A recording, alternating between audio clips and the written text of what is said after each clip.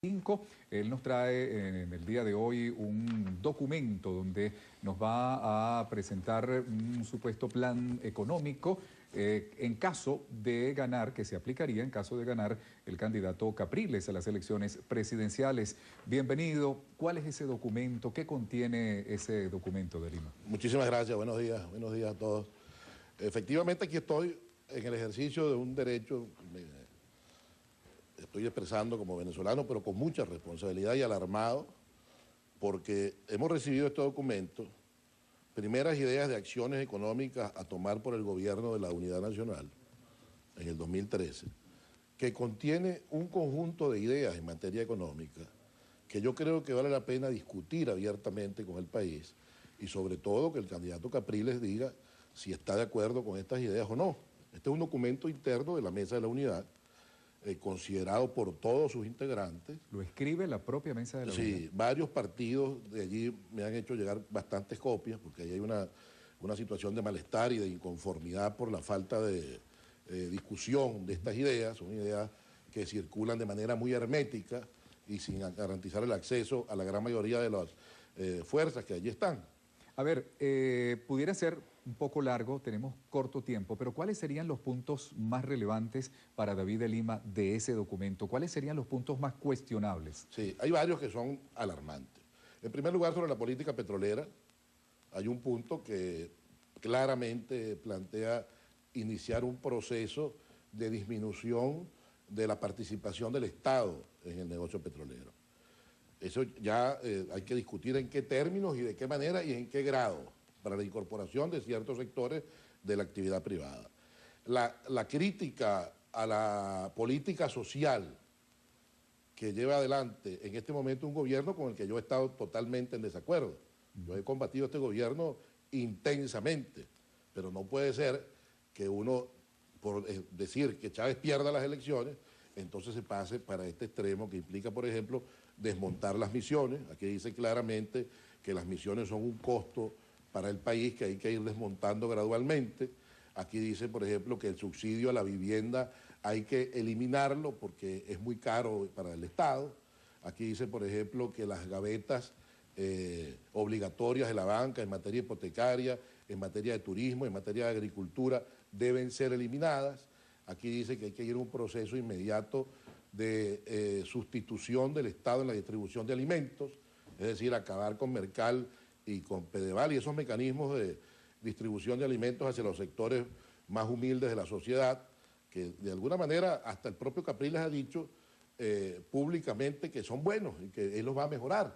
Pero aquí está un documento que nos llama profundamente la atención y nosotros decimos, bueno, ¿será verdad que Capriles, como dicen sus adversarios, carece de ideas? ¿Que Capriles no sabe hablar o que no tiene facultades para hablar? No, yo conozco a Capriles hace muchos años, fuimos parlamentarios juntos. De hecho, en sus discursos ha defendido las misiones. Eso es lo extraño. Cuando Capriles no habla, no es porque no sepa hablar, sino porque aquí hay un doble discurso.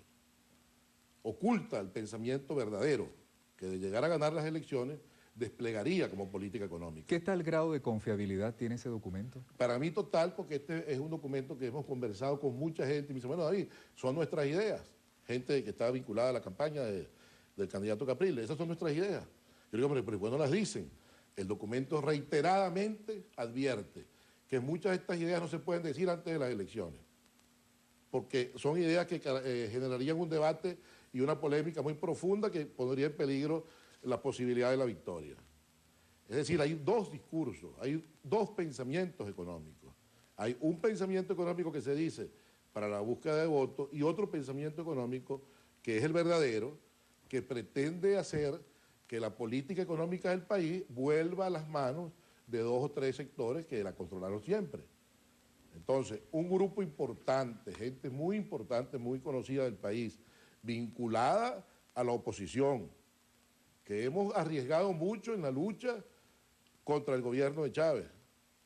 Estamos, sin embargo, diciendo no podemos votar por esto. ¿Qué dice el propio Capriles? No podemos votar por esto. Es inaccesible y, como digo, ahí hay un cenáculo hermético que no permite que fluya el debate y que fluyan las ideas.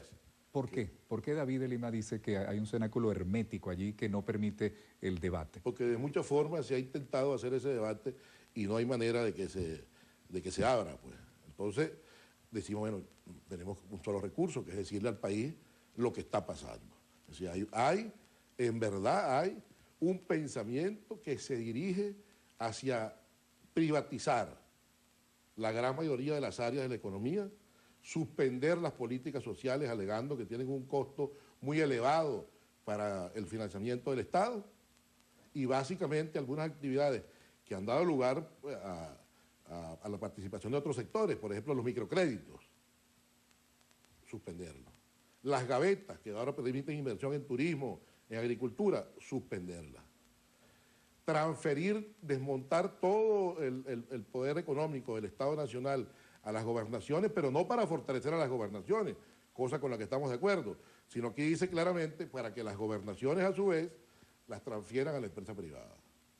Es decir, usar a las gobernaciones como estafetas, como intermediarios, para que una vez transferidas a ellas estas políticas, entonces se las transfieran a la empresa privada. Hay una verdadera y alarmante convicción de que el Estado tiene que desaparecer prácticamente de la actividad económica. ¿Habrá algún tipo de saboteo hacia la campaña de Capriles en este sentido? Por ese